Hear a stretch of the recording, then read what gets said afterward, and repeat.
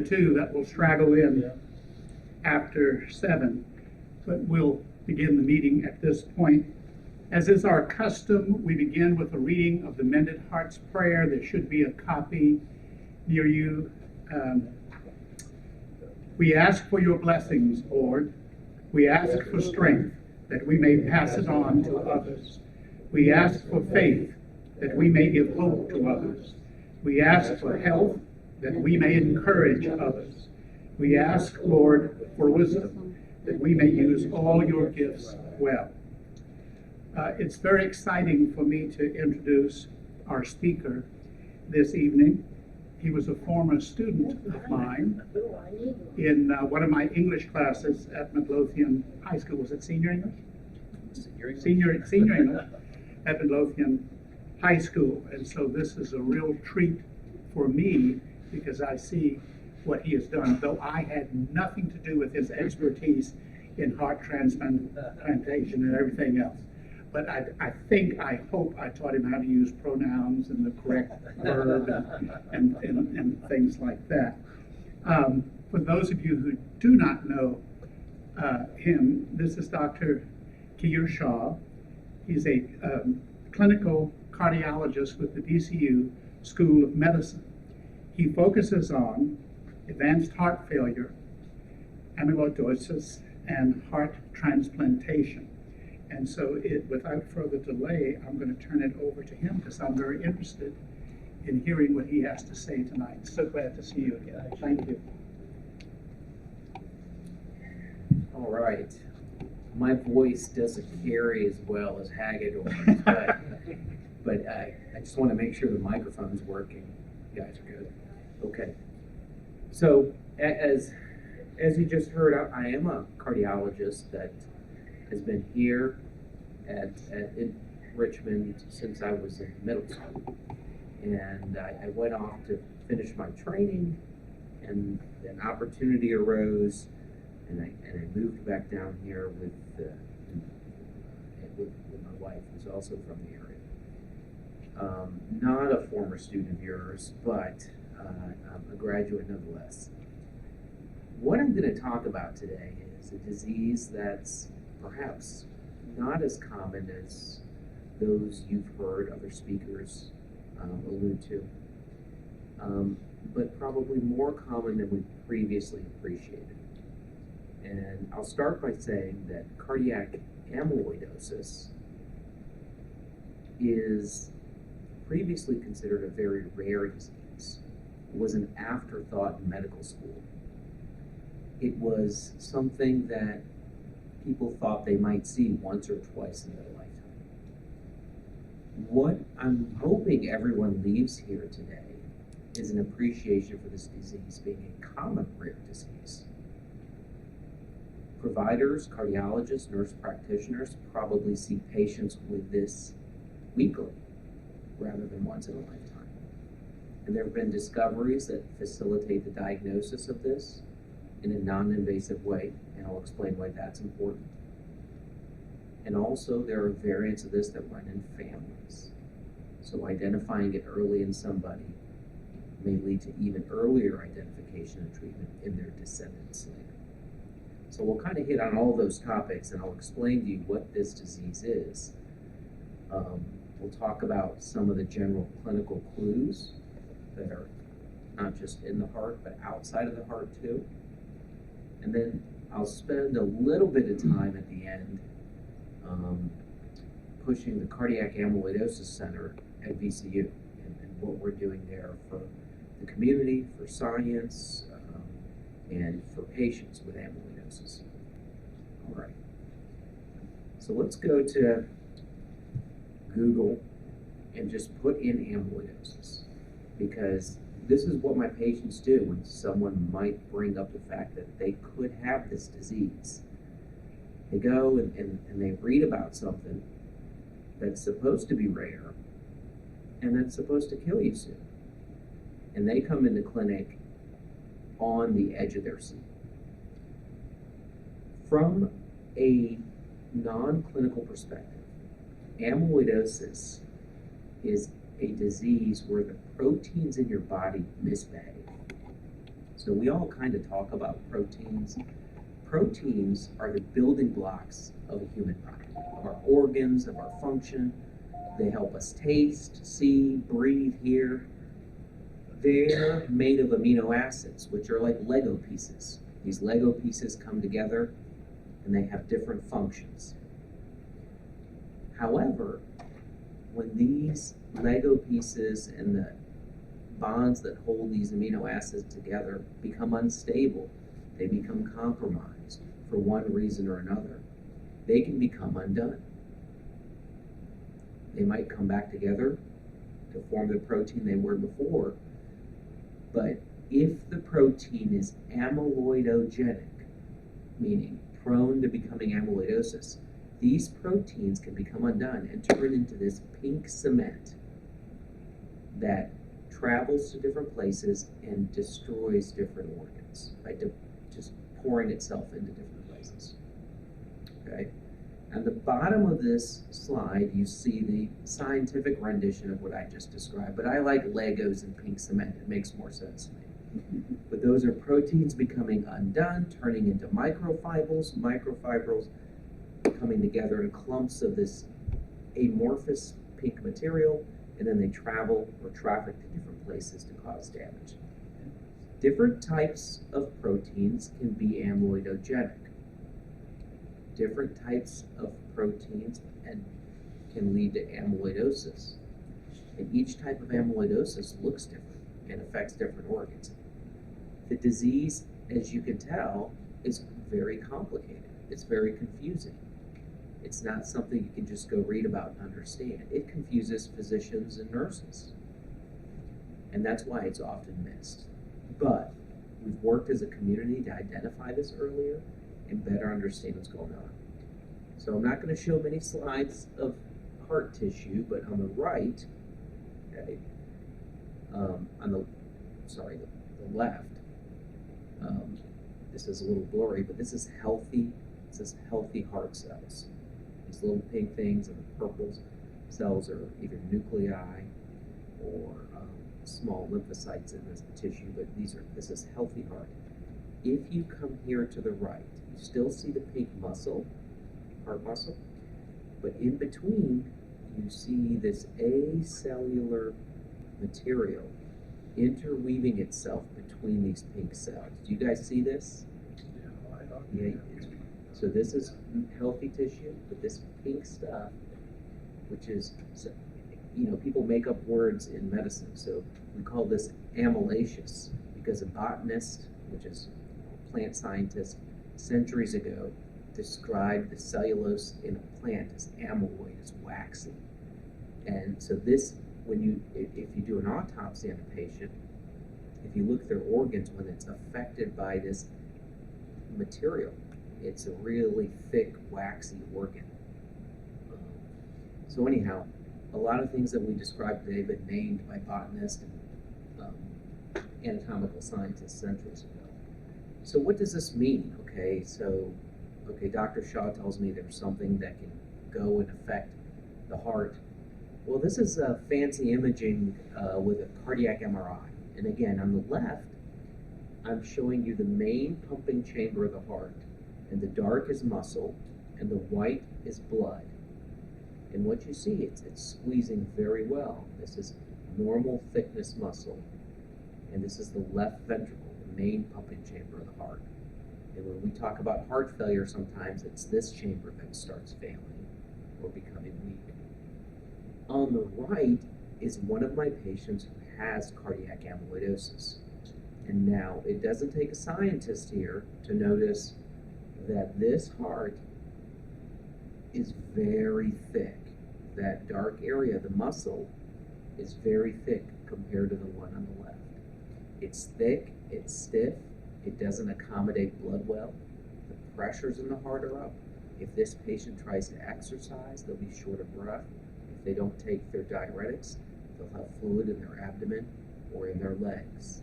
They'll have heart failure because this heart that's not muscle. All of this has become thick because of that waxy amylaceous material. It didn't look like much on the slide, but if you fill an organ up with it, that's what happens. Okay. So this is a patient who, it's not a patient, it's a heart. This is a heart of a patient of mine who underwent a heart transplant because of amyloidosis. And what you can see here, and I don't have a normal for comparison, but this heart wall is now very, very thick. And you can see a pale band of, it's hard to see if you don't look at hearts, but there is a paleness and a pale band of waxy material in here. Heart's not supposed to be this thick. It didn't get thick because of high blood pressure. It didn't get thick because of valve disease. It didn't get thick because of a reaction to a medication. This heart got thick because this protein continued to misbehave and turn into amyloid and go to the muscle and make it thick and make it weak. So patients whose hearts become this thick, they have heart failure. They're misdiagnosed as having hypertension. They may be misdiagnosed as having a condition called hypertrophic cardiomyopathy. They have arrhythmias, conduction disease. In some types of amyloidosis, 70% of people eventually require a pacemaker because this protein is destroying the conduction pathways, so the upper chamber can't talk to the lower chambers of the heart. It can cause aortic stenosis. The protein itself, the waxy stuff, can deposit on the aortic valve. And in fact, in one study recently published, 8% of patients who had aortic stenosis who went to go get a procedure called a TAVR, which is where they put a new valve in, 8% actually had amyloid that was causing it. That's 1 in 12 people who have aortic stenosis, a common valve disease, actually have amyloid causing it. So here's the difference. Here's, already I've told you the disease is arising from a protein folding disorder. So treating that with aspirin, with blood thinners, with beta blockers, with ACE inhibitors, it's not the right treatment. It doesn't prevent progression of this deposition of this protein and further destruction. Those drugs were intended to treat people with coronary disease. They're intended to treat people with hypertension and a long list of other more commonly diagnosed medical problems. The problem with this is, A, once you have this diagnosis, the protein keeps marching on unless you stop it. And the survival is very poor. These two bottom curves represent the two most commonly diagnosed types of amyloidosis, cardiac amyloidosis. And they compare it to other diseases that cause heart failure, including ischemic heart disease, which is coronary disease, hypertensive heart disease, valvular heart disease, which is cardiomyopathy of unknown origin. But all of these have a better survival than amyloidosis. Okay, so I'm trying to convince you, I'm trying to describe to you what amyloid is because it's confusing. Whoever knew there was a disease that injects your organs full of protein and makes them waxy, thick, and stiff. Now, before we all thought this was a rare disease. What I'm telling you is there are types of amyloidosis that are very common. There is a protein that originates in your liver called transthyretin, or TTR.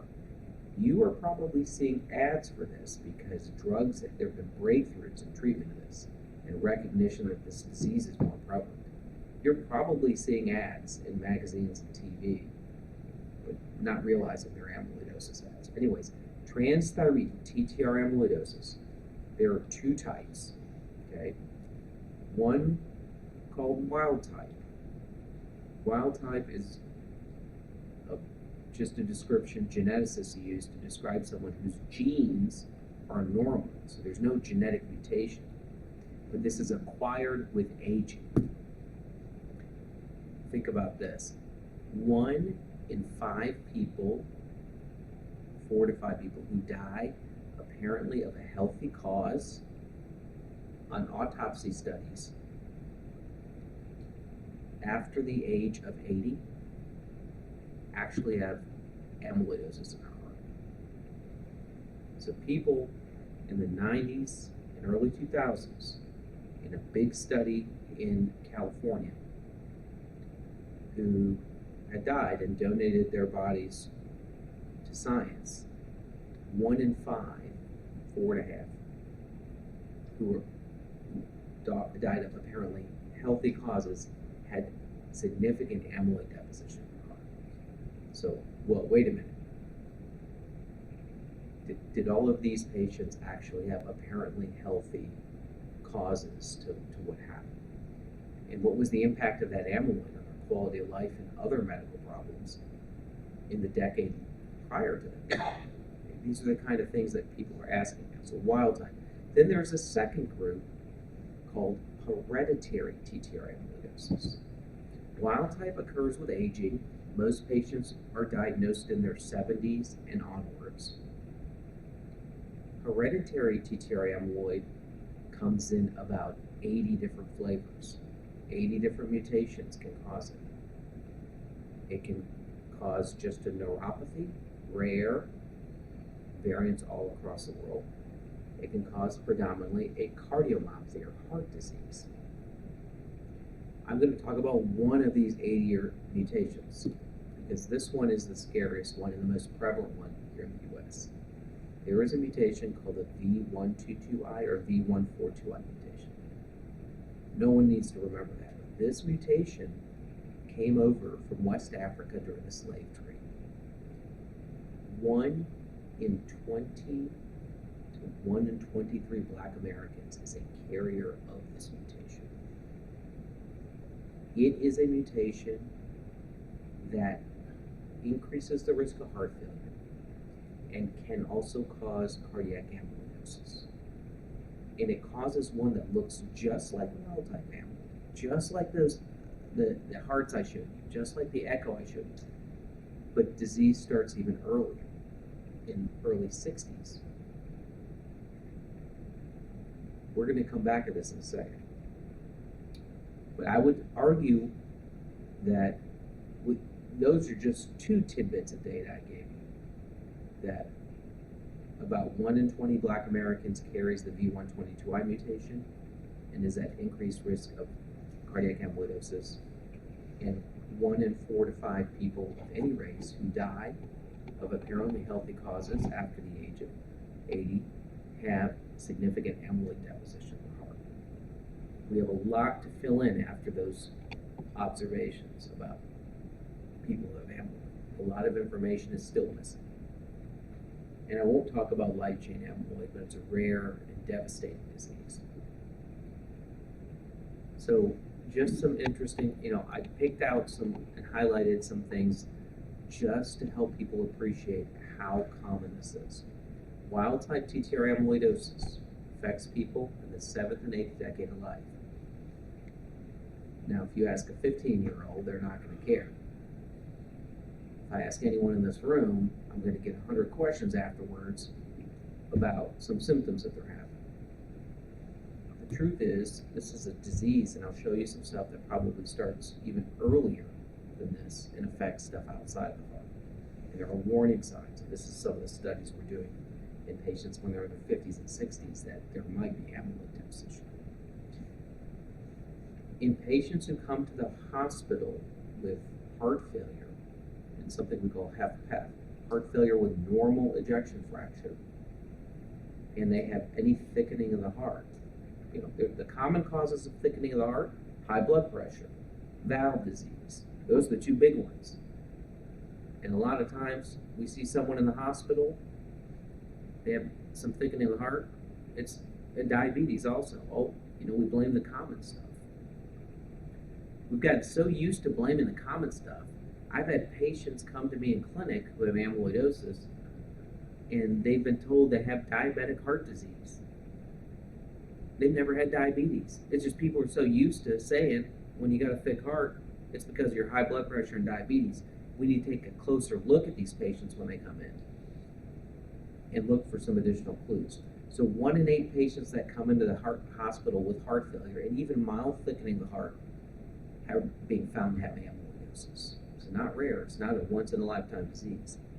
If you have atrial fibrillation, okay, I'm going to say this in the accurate way. Patients with amyloidosis have a high risk of developing atrial fibrillation because the amyloid protein deposits in the atrium. Atrial fibrillation is common, doesn't mean you have amyloid, but atrial fibrillation is highly prevalent amongst amyloid patients, so electrophysiologists are diagnosing this frequently. And I mentioned this already, that about 1 in 20 Black Americans carries this mutation. I see families here in Southeast Virginia that I follow, either that have the disease or are carriers of the mutation and at risk of developing it. I mentioned this already, but the mutation is prevalent in Black Americans here in the U.S., now it's around the world, but in the U.S. specifically because of the slave trade from West Africa. So it disproportionately affects Black patients here in the Southeast. And it also overlaps with Black patients in the Southeast who are least resourced to be diagnosed and treated. So a lot of the work we're doing, I'll show you later, focuses on opening doors and pathways for patients to get treated who have this hereditary version of TTR amyloid. There are other European variants. I treat a bunch of Irish families who have the neuropathy and cardiomyopathy. There are variants from South Africa, Japan, and they all are kind of nuances of the same disease. But this one is especially important because it's so prevalent here compared to the others, which I'm aware. Okay, so at this point, there are some other things we're trying to educate cardiologists, nurses, and nurse practitioners on to look for when they're seeing their patients. One is there's this unique issue that occurs in these patients where they develop tendon ruptures. So this is a patient of mine who has bilateral Popeye signs. So do you guys, I'm sure you can appreciate the biceps here. The biceps tendon, look, this is an 80-year-old man who has no muscle anywhere else. But when he flexes his arms, he looks like Popeye on both sides. It's a Popeye sign because the tendons are actually ruptured. It's a quick way to get ripped is just snip your tendons. The tendons are ruptured, so the muscle balls up into Popeye post spinach. So this occurs in patients with amyloid, and now we know it can occur to other tendons, Achilles, the tendons of the knee, triceps tendon. It can occur because the amyloid is actually depositing on the cartilaginous tendon tissue and decreasing its tensile strength and making it prone to fracturing and having a rupture. And what we know is in cardiac patients who have heart disease, if they've had a history of biceps tendon rupture, it's almost exclusively diagnosed as cardiac amyloidosis. So tendon rupture. So bizarre things, but now we have cardiologists who ask about that. They'll ask about tendon ruptures. Carpal tunnel syndrome. Ooh, this is common. This is one. So if you have carpal tunnel syndrome, it doesn't mean you're going to develop amyloidosis, especially if you have it. It's related to overuse. You know, if you're on the mouse all day, or if you're doing something occupational. But amyloid, just like it deposits on the tendons, tends to go to various fossas or nerve travel, and one of them is the carpal tunnel. It can also cause ulnar compression in the elbow, but the proteins build up there, and patients, especially if they have bilateral carpal tunnel syndrome or trigger finger and multiple trigger finger releases, have these symptoms, and they don't have them when we diagnose them. They start having them 2 decades before they even have cardiac symptoms. So if you start having patients And we don't know what to do with these patients, I'll be honest with you. But there have been people who come to see me in clinic because they've had bilateral carpal tunnel surgery and trigger finger releases. And they've heard about this. And so if you have a cardiac problem and a history of bilateral carpal tunnel or biceps tendon rupture, we are advising that people take a closer look to see if there's any evidence of amyloid deposition. And the carpal tunnel stuff can occur, up to a decade. Now it's going back 15 years in other studies. This is an older one, before people were diagnosed with cardiac involvement. I'm going to skip this. Here's another common problem. Doesn't necessarily mean you're going to have cardiac amyloidosis, but this will scare the crap out of you. Spinal stenosis. There is a ligament there called the ligamentum flavum that's around your spinal canals. It also tends to attract TTR amyloid. And this deposits there and causes sciatica, nerve pain shooting down your arms, your legs. It can cause plexus issues in your upper extremities. So, is this, okay, Dr. Shah, this is just a common disease people have, and some of them happen to have amyloid.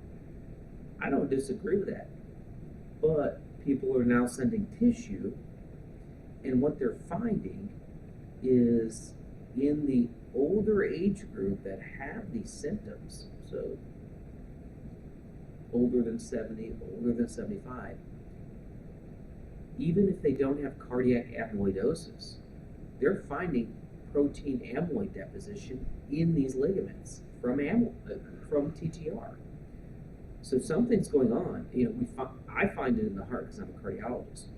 But this protein that comes from the liver is becoming unstable and going to places causing all these symptoms that many of our patients get: carpal tunnel, spinal stenosis, a rare one, tendon rupture, and then just earlier this year, a large series was published, is patients with amyloidosis have earlier, more frequent, large joint arthritis. So we're talking about hip, knee, shoulders. If you have someone that has bilateral problems, from stem to stern, and they weren't a former football player, they haven't been in a car accident, that's the kind of history my patients have. Is they've had joint replacements, knee here, a couple hips there. They're very functional, but they have these nuisance symptoms, and we're trying to get orthopedic doctors and neurosurgeons to send the samples because it could be amyloid. So just I went, it's supposed to be a cardiology talk, but this thing goes into many, many places. So, heart failure, AFib, arrhythmias, pacemakers, that's the cardiac stuff. And then neuropathies and all these joint nerve problems is what we see in clinic before it affects the heart. And then there can also be a lot of autonomic stuff, but those are more autonomic stuff, meaning low blood pressure, GI complaints, erectile dysfunction, but a lot of that occurs more in the less common variants, and it's likely just to overlap with other problems that lead to this stuff in the cardiac variants. In the wild type variants. So let me pause a second before I get into the people that are on the team at VCU that see this. Is one of the important things that we harp on is early recognition, and we're trying to give people tools and clues to find these patients. We're very good at diagnosing blood pressure. We get echoes up the wazoo. We find valve disease. We can treat a heart attack. But we're learning now that this population of people with this common rare disease are very prevalent and can be treated, because there are treatments now. So let's go to diagnosis and then treatment, because I don't know if I left something. To diagnose someone with amyloidosis, all you need is to rule out the really rare ones with a blood and urine test, and then there's a non-invasive imaging study that's like a stress test, inexpensive. They can see if you have any TTR deposition, called the PYP scan. That's kind of all you need. Once you have a clue, a red flag that goes up, any of them that I mentioned, it's very simple.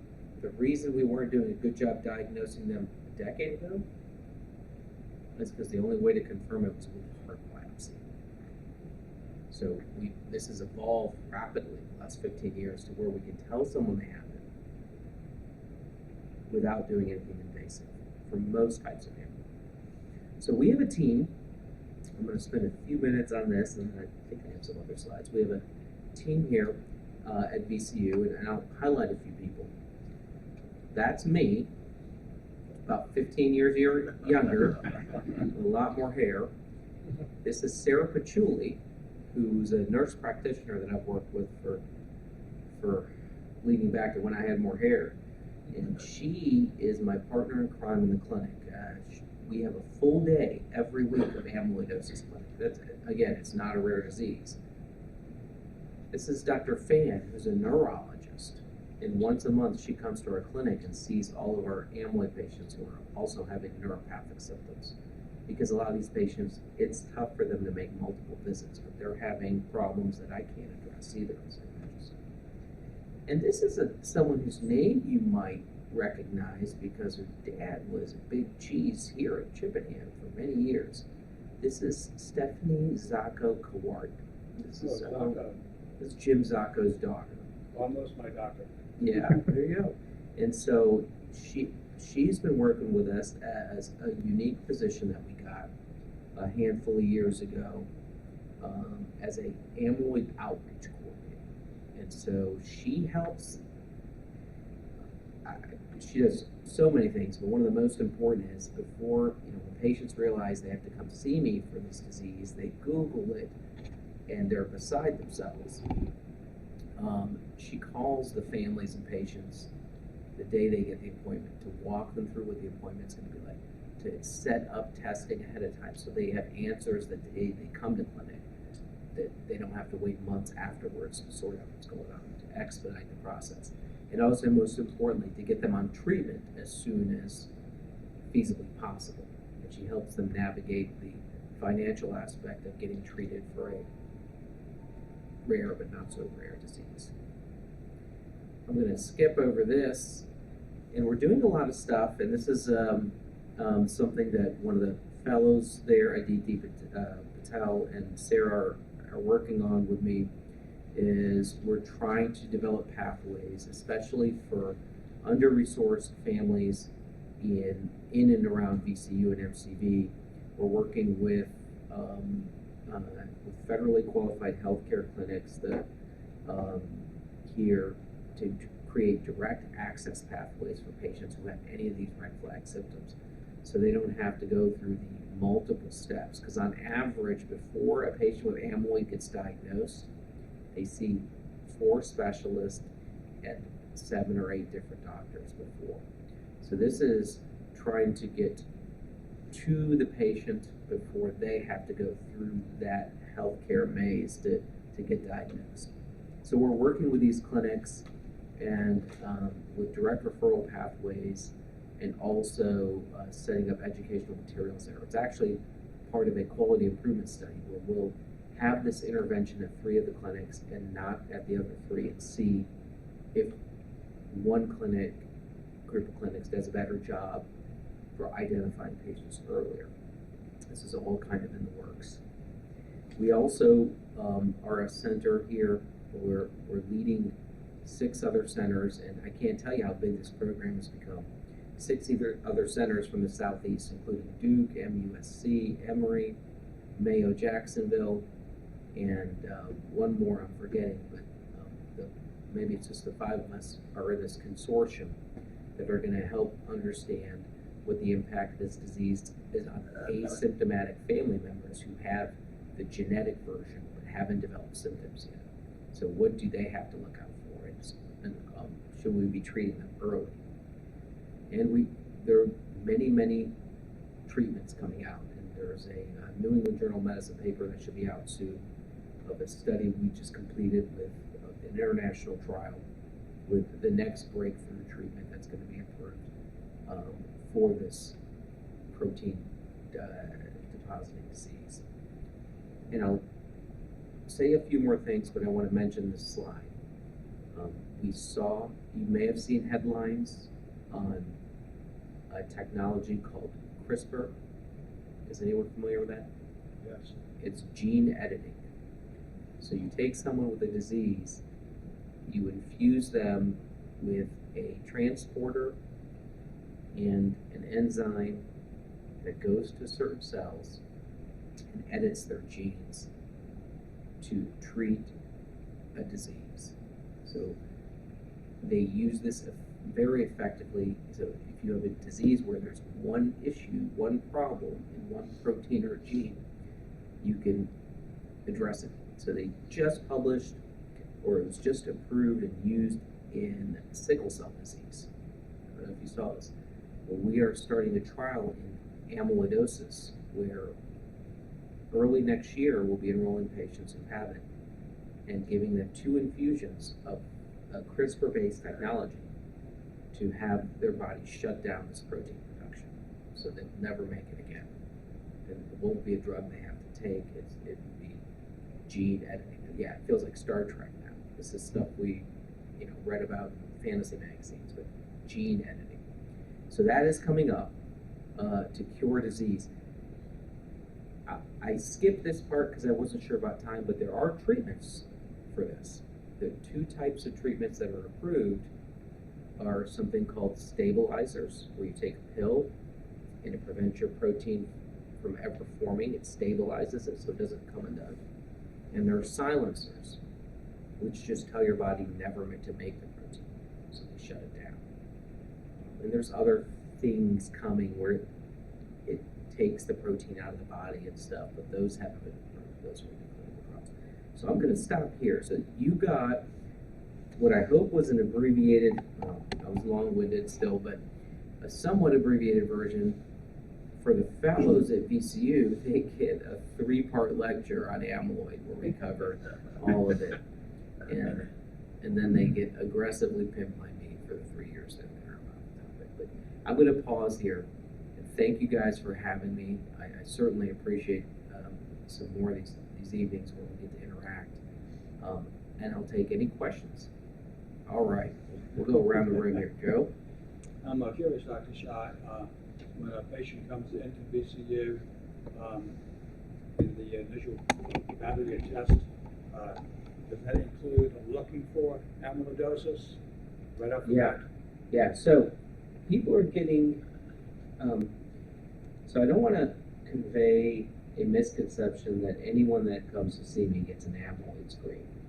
And I do have a slide, which I didn't include in here, is if you have a red flag for it, or you're directly referred to be evaluated, we may set you up for that rapid pathway of testing, which includes an imaging test, some blood work, and urine laboratory data, and also, in select cases, getting you a genetic testing kit that will be mailed to your house if we think you may have the hereditary condition.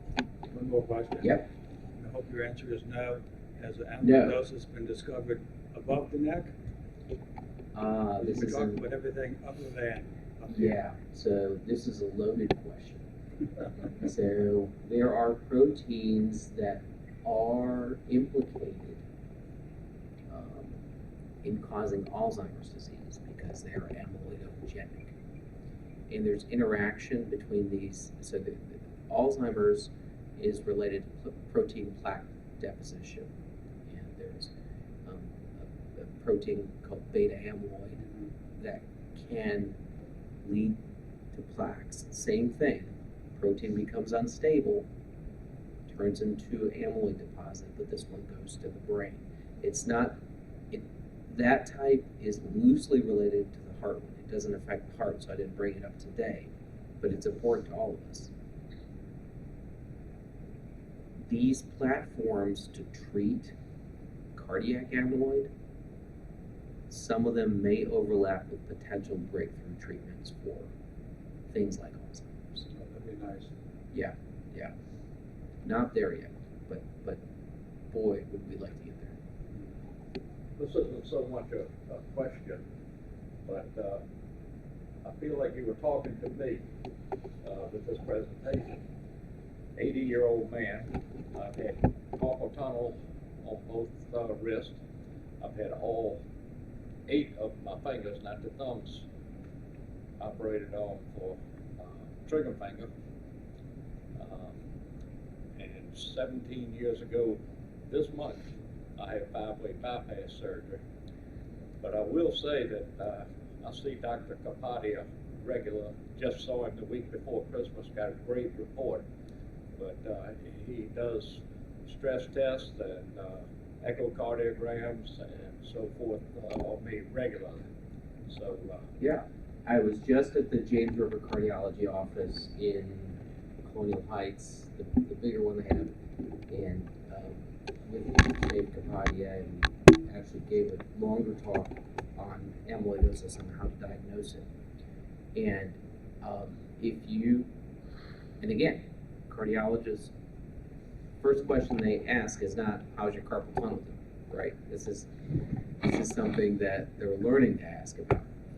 But if you mention some of that to him, he just, I imagine he'd set you up just for a screening test to be evaluated. Simple, but he, who knows your entire medical history, would be the best person to decide if it's something you should do or not. But that, you know, it's that type of history. And again, not a lot of people get carpal tunnel, a lot of people get trigger finger. It doesn't mean you have amyloid. But for with the limited information we understand about the disease, right now, those are our best red flags to take a closer look. But they're not precise, but it's better than nothing. But happy, if you want to chat afterwards, I'm happy to talk to you a little bit. But Shave can certainly help set some of this up if you're interested. I'll talk to Dr. Kapadia about it, because we're not close social friends or anything, but I feel very comfortable talking with him and so forth. We've got a very good patient-doctor relationship. Yeah, he's excellent. He's excellent. He doesn't, he'll send me to Quest, because Quest sends all my blood work to the Cleveland Clinic rather than locally here. So I feel I'm in very good hands with him. Good. And you are. Yes. Other than a mutation, what can we do to prevent this? Good question. So, let's pretend we're all in amyloid clinic, okay? And let's pretend we all, for some reason, fortunately, none of us have cardiac amyloidosis, but maybe a family member does, or maybe you have a mutation and you're at risk for it. And if you're talking about, what do we know? So there are nutritional supplements that are known to help prevent protein destabilization and break down plaques if you have them. Coincidentally, some of these supplements help with other conditions like arthritis. Now, is it because the arthritis may be related to amyloid? I don't know. But arthritis and inflammatory conditions and reduce oxidative stress. So what I'm telling some of my patients today is, these are the exact words, there's clinical trials going on with turmeric. Turmeric supplements, for years, turmeric has been known to have beneficial effects, the spice I'm talking about. But right now, if you take turmeric as a supplement, the capsules from a health care store, twice a day, its anti-inflammatory and antioxidant effects may be beneficial in many ways, but there is a potential that it could help stabilize proteins. Number 2, green tea extract. Same thing. It's like, this is another item that has had beneficial effects. hasn't been scientifically pinpointed why now, but there is a clinical trial right now in amyloidosis with green tea extract. If you take green tea extract, take it with a vitamin C supplement because it helps absorb into your gut, and make sure with your pharmacist it doesn't interact with any of your medications. Most people are okay. Most green tea extracts at vitamin stores, most respectable ones, already have vitamin C in there to help with the absorption of the gut. There are some other prescription medications that help with amyloid, but I'm just going to stay away from those. Those are the things we're telling people right now. If we know, in general, other healthy living tips to prevent this and other heart disease, this one always comes up, is blood pressure control is actually important in this disease too. We don't know how, but we know if you have high blood pressure, it accelerates the amyloidosis. High blood pressure also increases the risk of stroke, heart attack, and heart failure. So blood pressure control continues to be one of the most important things anyone can do. Yes? Would a surgeon be able to, if he's in bypass surgery, would he be able to see that as he's doing the surgery? If they're in tune, okay? I've had, this should really be diagnosed before anyone does a bypass surgery. This should, because it's so striking. The challenge is what someone might find during surgery is if you're going for aortic valve surgery. If you're going for an aortic valve surgery for aortic stenosis, there's a chance that, because that heart looks like a thick heart, it's expected to look thick, there's a chance someone might not have investigated this further, and they find it during the surgery.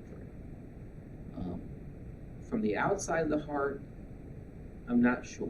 They might leave thinking, boy, there's something funny going on here.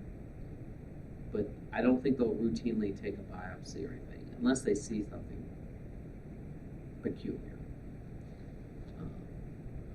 And we don't know the time course of this disease and how it develops. We're just learning that. So who knows, if you had a bypass surgery at age 64, it doesn't mean you can't have amyloid at 73. So I tell people that if the heart looked okay when you had a surgery or procedure 8-10 years ago, it doesn't mean this disease hasn't developed in the time interval. So I didn't answer your question. Anybody else? You don't have to have a question. Wonderful. Thank you so much. Thank you guys. very much. We Appreciate it. Dr. Shah, I want to give you this memento of your visit with us so that as you write your notes in your clinical studies, you can remember mended hearts. There you go. So Thank you very much. nice again. to see you again. I really Thank you appreciate so it. much.